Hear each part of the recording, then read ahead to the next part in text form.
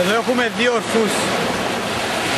Ο ένας, ο μεγάλος, έκαμε 2 χρόνια στο ενιδρίο μου. Πέρασε καλά, αλλά βασανίστηκε συγχρόνως. Το πιο καλό που μπορώ να κάνω είναι να τον ελευθερώσω. Και αυτό θα κάνω τώρα.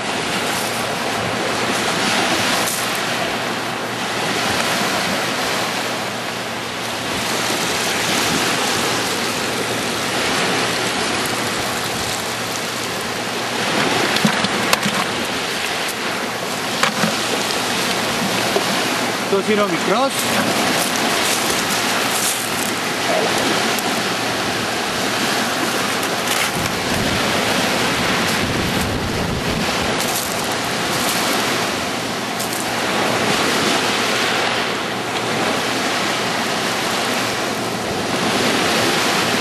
Και αυτός είναι ο μεγάλος.